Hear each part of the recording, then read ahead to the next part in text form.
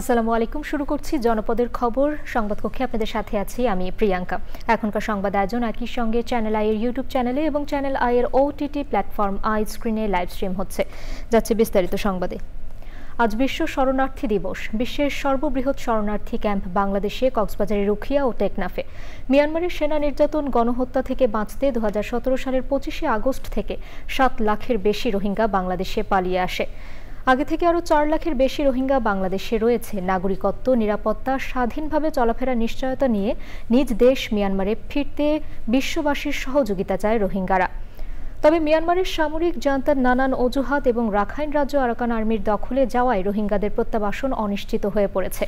কক্সবাজার থেকে সররাজ মানিকের রিপোর্ট। 2017 সালের 25 আগস্টের পর মিয়ানমার থেকে বাংলাদেশে পালিয়ে আসে 7 লাখের বেশি রোহিঙ্গা। এর আগে থেকে আসা কক্সবাজারের উকিয়া ও টেকনাফের 33টি ক্যাম্প এবং ভাসানচরের আশ্রয়ন প্রকল্প মিলিয়ে বর্তমানে রয়েছে 12 লাখের বেশি রোহিঙ্গা। বর্তমানে রোহিঙ্গা অধ্যুষিত অঞ্চলসহ রাখাইনের বেশিরভাগ এলাকা আরাকান আর্মির দখলে। দুপক্ষের সংঘাতের কারণে রাখাইনে লাখ লাখ মানুষ বাস্তুচ্যুত হয়েছে। এই অবস্থায় রোহিঙ্গাদের প্রত্যাবাসন কঠিন হয়ে পড়েছে। এই আরার মারইয়া মিলিটারি জান্দাই আরার মারইয়া এনুজি আরার মারইয়া আরার দেশ ন আরা জানবাসা বললা আসি আশ্রয় বাংলাদেশে আশ্রয় দিয়ে আরা এ ঐতিহ্য বললা বলি স্যার আরব তীর্থায় তোমার না। জাতিগত স্বীকৃতি, নাগরিকত্ব প্রদান, স্বাধীনভাবে চলাচলের সুযোগ দিয়ে নিজ দেশ মিয়ানমারে ফিরিয়ে নেয়ার দাবিতে সোচ্চার রোহিঙ্গারা। রোহিঙ্গা খুলে বেকুন না আর কেন জেবইল্লা কিন্তু আগে যে নিল্লা খাড়ি মারি নিয়ালে বাংলায় ফিরে মফুজা তুলি দিবে যে হেন্ডিল্লা আন্ডা আনো রোয়াং যাইবল্লা বলি রোহিঙ্গা দুনিয়ারে আরজ করছে। রোহিঙ্গারা নিজ দেশে ফিরে যাক, এটা চান স্থানীয় জনপ্রতিনিধিরা। সবাই যদি সহযোগিতা করে আমরা মনে করি দ্রুত সময়ের মধ্যে রোহিঙ্গা প্রত্যাবাসন হোক, সেটি আমরা স্থানীয়রা আমাদের প্রত্যাশা হচ্ছে সেটি। রোহিঙ্গা ক্যাম্পে কর্মরত আন্তর্জাতিক সংস্থার কর্মকর্তারা জানান, রাখাইনের বর্তমান পরিস্থিতি রোহিঙ্গাদের জন্য নিরাপদ নয়। মিয়ানমার 8 বছরে নানা অজুহাতে একজন রোহিঙ্গাকেও ফেরত নেয়নি। যে শরণার্থী দিবস উপলক্ষে ইউএনএইচসিআর রচনা প্রতিযোগিতার আয়োজন করেছে। এক রোহিঙ্গা ছেলে একটা রচনা লিখেছে, তার অডিয়েলের বর্ণনা দিয়েছে, ইংরেজি রচনা। লাস্টে সে বলেছে যে my hope that I will be back in my sweet home. বিশ্বজুড়ে শরণার্থীদের অমানবিক অবস্থার প্রতি সহানুভূতি ও সচেতনতা বৃদ্ধির লক্ষ্যে জাতিসংঘের তত্ত্বাবধানে প্রতি বছর 20 জুন পালিত হয় বিশ্ব শরণার্থী দিবস। রোহিঙ্গাদের প্রেক্ষাপটে দিবসটি বাংলাদেশের জন্য বিশেষ তাৎপর্য বহন করে। সররাজ মানিক, চ্যানেল আই, কক্সবাজার। প্রাথমিকের বেসরকারি খাতে শিক্ষার্থীদের কাছ থেকে ফি নেওয়ার বিষয়ে একটি নীতিমালা হওয়া উচিত বলে মন্তব্য করেছেন প্রাথমিক ও গণশিক্ষা মন্ত্রণালয়ের উপদেষ্টা ডক্টর বিধান রঞ্জন রায় পোদ্দার।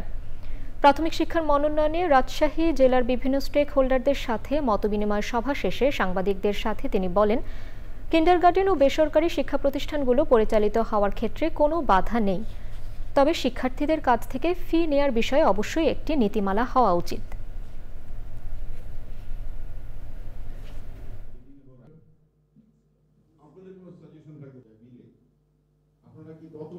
আমাদের দায়িত্ব হচ্ছে যে সরকারি প্রতিষ্ঠানগুলোকে মানসম্মত করা, যেন সেখানে মানুষ যারা আসবে, বাচ্চারা আসবে, তারা যেন মানসম্মত শিক্ষা পায়, এবং আমরা সেই চেষ্টা করছি এবং সেই ক্ষেত্রে আমাদের আস্তে আস্তে অগ্রগতিও হচ্ছে।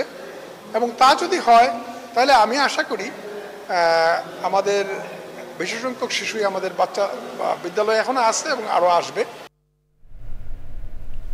ভোলার লালমোহনের পাঙ্গাশিয়া সেতু নির্মাণ কাজ দীর্ঘদিন বন্ধ থাকায় বিক্ষোভ ও মানববন্ধন করেছেন এলাকাবাসী।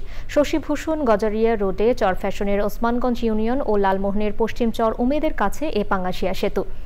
এই এলাকার মানুষের দুর্ভোগ কমাতে অবিলম্বে পাঙ্গাশিয়া সেতু নির্মাণ কাজ আবারও শুরুর দাবি জানিয়েছেন তারা। জাকি আক্তারের রিপোর্ট।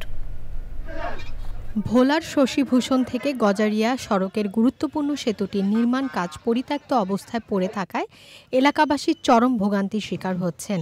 চলাচলের জন্য বাধ্য হয়ে কাঠের তৈরি একটি অস্থায়ী পুল ব্যবহার করা হয়েছে, প্রায় যেখানেই ঘটে দুর্ঘটনা। মানুষের ভোগান্তি নিরসনে সেতুটির কাজ দ্রুত শেষ করার দাবিতে ওসমানগঞ্জ মানব সেবা ফাউন্ডেশনের আয়োজনে মানববন্ধন করেন এলাকাবাসী। ব্রিজ হওয়ার কথা আর কত আগে, কিন্তু এরা অবহেলা করতেছে, কাজ করতেছে না। পাঙ্গাশিয়া সেতু নির্মাণের দায়িত্বে থাকা ঠিকাদারি প্রতিষ্ঠানের কর্মকর্তারা বলেছেন, সেতুর 3টি পিসি গার্ডারের কাজ শেষ হয়েছে। চতুর্থ পিসি গার্ডারের ঢালাইয়ের কাজ শেষ হবে আগামী 20 থেকে 25 দিনের মধ্যে। যাওয়া আসা সম্ভব কষ্ট, ব্রিজটা তড়িৎ গতিতে হওয়া উচিত। এখানে প্রতিনিয়ত অনেক গাড়ি ঘোড়া অ্যাক্সিডেন্ট হচ্ছে। এলাকাবাসীর ভোগান্তির কথা ভেবে দ্রুত কাজটি শেষ হয় সে বিষয়ে তদারকি করা হচ্ছে। Zakia Akter, channel I. এবারে প্রতিনিধিদের পাঠানো তথ্য ভিডিও চিত্রে রাজীব আহমেদের রিপোর্ট। আপনার পুলিশ আপনার পাশে, তথ্য দিন, সেবা নিন, এই স্লোগান নিয়ে ঝালকাঠিতে বিট পুলিশিং কার্যক্রমের মতবিনিময় সভা হয়েছে। প্রধান অতিথি ছিলেন পুলিশ সুপার উজ্জ্বল কুমার রায়। সমাজের পিছিয়ে পড়া জনগোষ্ঠীকে স্বাস্থ্যসেবা নিশ্চিত করতে ঝিনাইদহের শোলকুপায় ফ্রি মেডিকেল ক্যাম্প হয়েছে।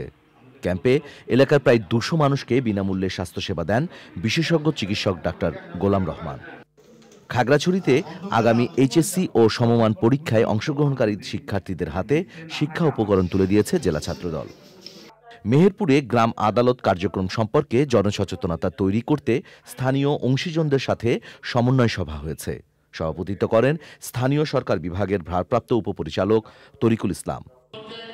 নওগাঁর বদলগাছিতে রাজশাহী বিভাগের অন্তর্গত জেলা ও মহানগর ভিত্তিক বিএনপি ও অঙ্গ সহযোগী সংগঠনের পর্যালোচনা সভা হয়েছে।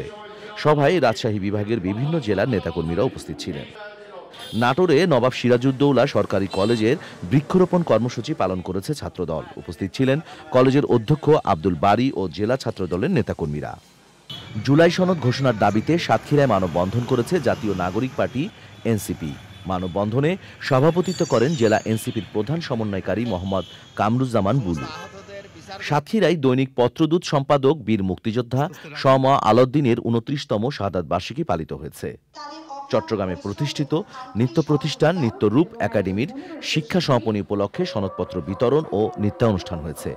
প্রধান অতিথি ছিলেন জেলা শিল্পকলা একাডেমির কালচারাল অফিসার সৈয়দ মোহাম্মদ আয়াজ মাহবুদ। অনুষ্ঠানে একাডেমির বিভিন্ন বর্ষের 49 জন শিক্ষার্থীকে সনদপত্র দেওয়া হয়। Rajib Ahmed, channel I. জনপদের খবর আজকের মতো এ পর্যন্তই। একটু পর কৃষি সংবাদ দেখার আমন্ত্রণ জানিয়ে শেষ করছি। ধন্যবাদ সবাইকে।